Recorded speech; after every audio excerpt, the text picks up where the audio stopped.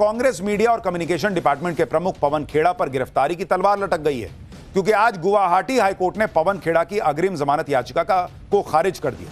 पवन खेड़ा को जमानत दिलवाने के लिए उनके वकीलों ने हाईकोर्ट के सामने तमाम दलीलें रखी, लेकिन कोर्ट ने हर दलील खारिज कर दी।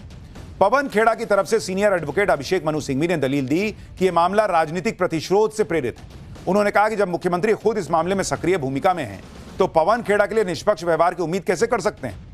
आरोपों को दुर्भावनापूर्ण बताते हुए कहा कि यह ज्यादा से ज्यादा मानहानि का मामला हो सकता है, जिसे निजी शिकायत के रूप में आगे बढ़ाया जाना चाहिए। दूसरी तरफ असम के एडवोकेट जनरल देवजीत लोन ने जमानत का विरोध करते हुए कहा कि यह मामला केवल मानहानि का नहीं है, बल्कि इसमें धोखाधड़ी और जालसाजी जैसे गंभीर आरोप शामिल हैं।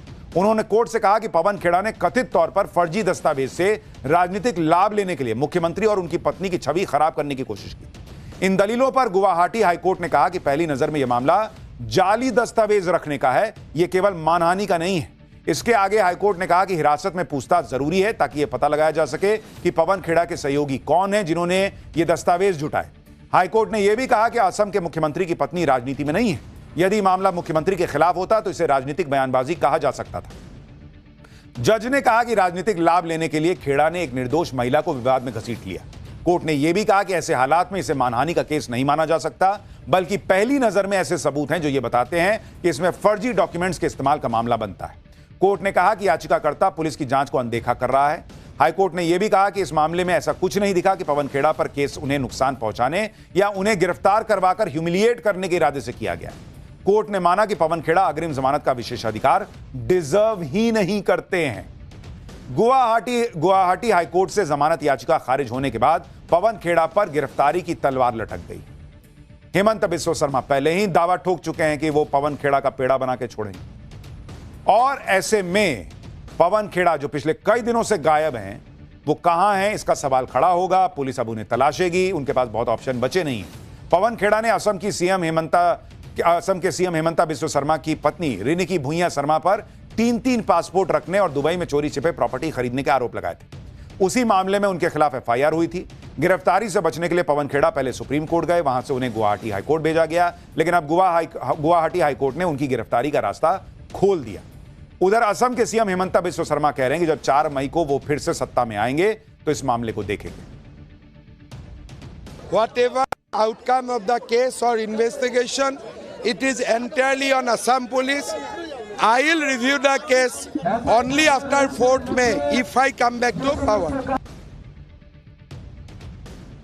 यानी पवन खेड़ा की मुश्किल और ज्यादा बढ़ गई है। लेकिन हम आगे बढ़ रहे हैं पाठशाला में अगले चैप्टर की तरफ। बंगाल के पहले चरण की बंपर वोटिंग में किसको बंपर सीट आ गई, क्या रिपोर्ट आ गई? इधर मोदी उधर अमित शाह दोनों ने आज वो दावा ठोक दिया जो ममता को परेशान कर देगा। क्या बंगाल में दूसरे राउंड की वोटिंग के पहले क्या गजब हो रहा है, अब इसका चैप्टर। बंगाल में पहले चरण में बंपर वोटिंग को बीजेपी और टीएमसी अपने अपने हिसाब से देख रहे हैं। अब सबकी नजर दूसरे चरण पर है, जब 142 सीटों के लिए मतदान होगा, और इसके लिए बीजेपी और टीएमसी पूरी ताकत लगा रहे हैं। पीएम मोदी 2 दिन से बंगाल में हैं। अमित शाह लगातार वहां चुनाव मॉनिटर कर रहे हैं। पहले दौर की बंपर वोटिंग के बाद अब बयानों और दावों का दौर शुरू हो गया है। अमित शाह कह रहे हैं कि पहले दौर में बीजेपी 110 सीट जीत रही है। टीएमसी दावा कर रही है, क्या कुछ बोल रहे हैं, पहले दौर में टीएमसी 125 से ज्यादा सीटें जीत रही है। यानी सब अपना अपना कैलकुलेशन लगाकर बैठे। पहले दौर में बढ़त का दावा ठोका जा रहा है। इन सब के बीच दूसरे दौर की वोटिंग के लिए भी तैयारी तेज हो गई। पीएम मोदी ने आज हुगली नदी में नौका विहार किया। अमित शाह ने बीजेपी पदाधिकारियों के साथ बैठक की, लगातार चुनाव मॉनिटर कर रहे हैं। ममता बनर्जी बंगाल चुनाव में जीत के बाद दिल्ली को टारगेट करने की बातें कहने लगी। कह रही हैं कि दिल्ली में बीजेपी का विनाश तय है। दूसरी तरफ पीएम मोदी ने कहा कि बंगाल में ममता बनर्जी की विदाई तय हो गई। कुल मिलाकर पहले चरण की बंपर वोटिंग के बाद बंगाल में बंपर एक्शन देखने को मिल रहा है। देखिए, पहले राउंड की बंपर वोटिंग के बाद बीजेपी बहुत कॉन्फिडेंट है। गृह मंत्री अमित शाह ने पहले चरण के मतदान के बाद बड़ा दावा ठोक दिया। अमित शाह ने कहा कि बीजेपी जो पहले राउंड में 152 सीटों पर वोट पड़े हैं, उसमें से 110 से ज्यादा सीटें जीतने वाली। बंगाल से दीदी जाने वाली हैं, बीजेपी आने वाली है। अमित शाह दावा ठोक रहे हैं, बाकायदा प्रेस कॉन्फ्रेंस करके दावा ठोक रहे हैं। सुनिए एक बार उन्हें। और मैं स्पष्ट रूप से आपको बताना चाहता हूं, 152 सीटों में से 110 से ज्यादा सीटें भारतीय जनता पार्टी जीतने जा रही है। इसका मतलब है कि दूसरे चुनाव चरण को मिलाकर हम प्रचंड बहुमत के साथ बंगाल में शुद्ध रूप से भारतीय जनता पार्टी की सरकार बनाने वाले हैं। नरेंद्र मोदी जी के नेतृत्व में भारत के विकास की जो यात्रा चल रही है, उसमें बंगाल के प्रथम चरण के मतदाताओं ने स्पष्ट कर दिया है कि बंगाल भी उसमें जुड़ने जा रहा है, कि दीदी जाने वाली है और भाजपा आने वाली है। भय जाने वाला है और भरोसा आने वाला है। हालांकि अगर बीजेपी पहले राउंड के बाद कॉन्फिडेंट है तो टीएमसी का कॉन्फिडेंस भी कोई कम नहीं है। टीएमसी का कहना है कि ममता के पक्ष में ज्यादा मतदान की वजह से वोटिंग प्रतिशत बढ़ा है और इसी वजह से पहले दौर में टीएमसी को भारी बढ़त मिली है। टीएमसी के नेता कुणाल घोष ने कहा कि जैसी वोटिंग हुई है हम उसकी उम्मीद कर रहे थे। यह मतदान ममता बनर्जी के पक्ष में और बीजेपी की बंगाल विरोधी नीतियों के खिलाफ है। पहले दौर की 152 में से हम कम से कम 125 सीट जीतने जा रहे हैं। सीटों का आंकड़ा 133 से 135 तक भी जा सकता है, टीएमसी कह रही है। यानी टीएमसी को भरोसा है कि पहले दौर में ही बंगाल की तस्वीर क्लियर हो गई है। अभिषेक बनर्जी को सुनिए, जो कह रहे हैं कि पहले दौर में बीजेपी के खिलाफ टीएमसी ने सेंचुरी जोड़ दी है। 21-एও মিলেছে, 24-এও মিলেছে, 26-এও মিলবে। আমি আপনাদের বলে দিয়ে যাচ্ছি, তৃণমূল কংগ্রেস কাল সেঞ্চুরি পার করে দিয়েছে। यानी दोनों ही तरफ से नैरेटिव की लड़ाई चल रही। अगले राउंड के वोटर को यह भरोसा दिलाया जा रहा है कि अरे हम तो जीत ही चुके, अपना वोट बर्बाद मत करना, हमको ही देना। बीजेपी भी ये बोल रही है, टीएमसी भी बोल रही है। आप देखिए कि पहले चरण की वोटिंग के फौरन बाद बीजेपी दूसरे दौर की तैयारी में भी जुट गई। खुद प्रधानमंत्री मोदी बंगाल में प्रचार कर रहे हैं। पीएम मोदी 2 दिन से बंगाल में ही हैं। कल रोड शो किया, आज सुबह हुगली नदी में नौका विहार का आनंद लिया। पीएम मोदी को नाव में बैठा देख नदी किनारे लोगों की भीड़ लग गई। इस दौरान पीएम मोदी ने कैमरे से कुछ तस्वीरें भी खींची। टीएमसी अपने गुंडों को ताकत दे रही थी, मैदान में आओ, मैदान में आओ। मैं बंगाल की जनता से कहूंगा, बीजेपी के सभी कार्यकर्ताओं से कहूंगा, हमें आशीर्वाद देने वाली जनता से कहूंगा, मत भूलिए ये क्रांति की धरती है, ये वीरों की धरती है। और ये मत भूलना, हर बुझता हुआ दीपक थोड़ा फड़फड़ाता है। वैसे ही टीएमसी का दिया बुझने से पहले थोड़ा फड़फड़ा रहा है। पीएम मोदी बंगाल में जो भी कर रहे हैं उससे टीएमसी में खलबली मच जाती। पीएम मोदी ने झालमुड़ी खाई तो टीएमसी ने उसका मजाक उड़ाया। अब पीएम मोदी ने नौका विहार किया तो उस पर भी टीएमसी कह रही है कि राजनीतिक पर्यटक नरेंद्र मोदी अब बंगाल में नौका विहार कर रहे हैं। इससे पहले फोटो मंत्री को दिल्ली में यमुना छठ पूजा रद्द करनी पड़ी थी। शर्मिंदा और बेनकाब होकर वे अपने फोटोशूट के लिए बंगाल चले आए। जितनी चाहे नौटंकी कर लें, लेकिन जनता के गुस्से की गंगा में आपकी नाव डूबने वाली है, टीएमसी कह रही है। नरेंद्र मोदी और अमित शाह के धुआंधार प्रचार से ममता बनर्जी की टीम में हड़कंप है। पीएम मोदी ने 2 दिन में बंगाल में कई रैलियों को संबोधित किया। आज जादवपुर और दमदम में विजय संकल्प रैली की, उससे पहले हुगली में नौका विहार किया। कल हावड़ा में पीएम मोदी ने रोड शो किया। कल ही बेलूर मठ गए थे और पूजा की थी। यानी अगर आप देखेंगे तो नरेंद्र मोदी और अमित शाह दोनों ने पूरा जोर बंगाल पर लगा रखा है। दूसरे दौर की वोटिंग 29 अप्रैल को है और उससे पहले ही पीएम मोदी बंगाल में बदलाव का दावा कर रहे हैं। कल पहले चरण के मतदान ने तृणमूल के महाजंगल राज के अंत का उद्घोष कर दिया है। आज बंगाल में एक ही गूंज है, पलटानो दोरकार, पलटानो दोरकार, पलटानो दोरकार। एक तरफ नरेंद्र मोदी हैं, दूसरी तरफ बंगाल में अमित शाह का माइक्रो मैनेजमेंट, सभी के साथ कनेक्ट करने की कोशिश। यहां तक कि सोशल मीडिया पर भी लोगों को रिप्लाई कर रहे हैं अमित शाह। कल अमित शाह ने उत्तरी 24 परगना के मध्यम ग्राम में रोड शो किया था, जिसकी जानकारी अमित शाह ने सोशल मीडिया पर दी। अमित शाह के रोड शो में आने में देरी हो रही थी, वहां खड़ी भीड़ परेशान हो रही थी। इसी दौरान सोशल मीडिया पर एक लड़की ने अमित शाह से कहा कि जल्दी आ जाइए अमित जी, हम लोग रोड शो के लिए गर्मी में बहुत देर से खड़े हैं। इस पर अमित शाह की तरफ से फौरन रिप्लाई आया कि देरी के लिए माफी मांगता हूं, 10 मिनट में बस पहुंच रहा हूं। यानी अमित शाह सभी के साथ जुड़ने की कोशिश कर रहे हैं। आज भी अमित शाह ने बैरकपुर में रोड शो किया, जहां भारी भीड़ थी। अमित शाह ने कहा कि बंगाल में निडर होकर लोग वोट डाल रहे हैं और लोगों में ममता के लिए बहुत गुस्सा है। उधर पहले दौर की वोटिंग के बाद ममता बनर्जी ने भी दूसरे चरण के मतदान के लिए पूरा जोर लगा दिया। ममता बनर्जी ने आज भवानीपुर में पदयात्रा निकाली। ममता बनर्जी भवानीपुर से ही चुनाव लड़ रही हैं। ममता की पदयात्रा में बड़ी संख्या में लोग शामिल हुए। ममता बनर्जी ने बीजेपी पर बेहद तीखा हमला किया।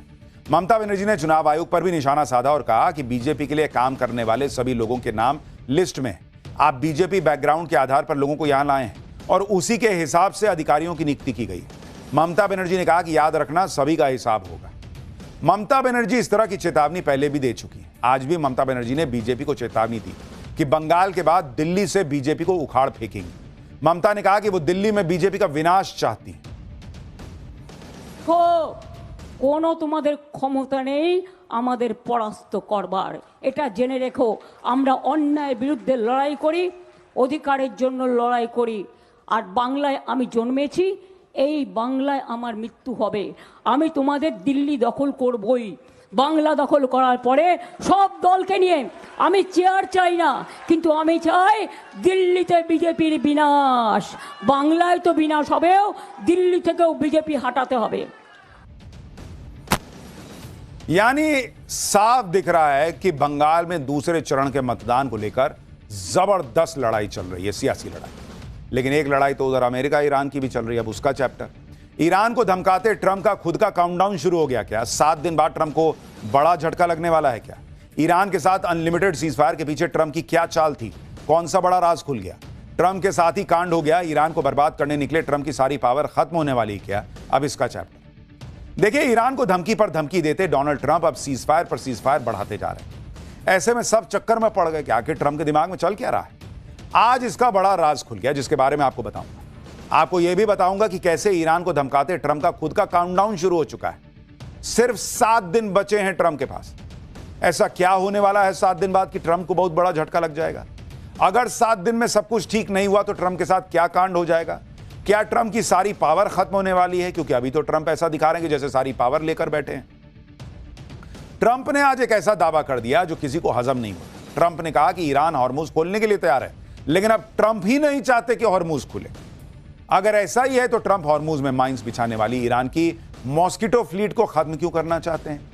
ट्रंप ने यह ऑर्डर क्यों दे दिया कि ईरान की मॉस्किटो फ्लीट जहां भी दिख जाए उसको उड़ा दो, उस पर सवार सैनिकों को गोली मार दो? आज आपको इसके बारे में भी बताऊंगा। देखिए, फरवरी में जब अमेरिका ने ईरान पर हमला बोला था, तब कहा था कि ईरान को 4 हफ्ते में निपटा देंगे। लेकिन ये सब देखते देखते करते करते युद्ध के 56 दिन तो बीत चुके हैं।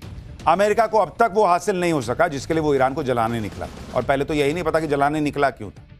मतलब अमेरिका अभी तक ना युद्ध जीत पाया है, ना ही उसके हाथ वो 400 किलो यूरेनियम लगा, जिसके पाने के लिए ट्रंप पूरी ताकत लगा रहे हैं। और अब लग रहा है कि ट्रंप ईरान में से कुछ भी हासिल नहीं कर पाएंगे और युद्ध को बीच में ही छोड़कर ट्रंप को सेना वापस बुलानी पड़ेगी। सोचिए, अगर ऐसा हो जाएगा तो ट्रंप की कितनी भद पिटेगी। ट्रंप के सामने यह नौबत अमेरिका के कानून की वजह से आने वाली है, जिसका नाम है वॉर पावर्स रेजोल्यूशन। इस कानून के बारे में आपको बताऊंगा, लेकिन पहले देखिए कि ट्रंप के आदेश पर अमेरिकी सेना ने 28 फरवरी को ईरान पर हमला बोला था और इस हमले की जानकारी ट्रंप ने 2 मार्च को संसद को दी थी। इस हिसाब से 1 मई को युद्ध के 60 दिन पूरे हो रहे हैं। इसलिए ट्रंप के लिए 1 मई की तारीख बहुत अहम हो गई। एक तरफ ट्रंप पर जंग जारी रखने का दबाव है, दूसरी तरफ 1 मई की कानूनी डेडलाइन है। अगर ट्रंप को 1 मई से पहले अमेरिकी संसद से युद्ध जारी रखने की मंजूरी नहीं मिली तो उनकी फजीहत होगी।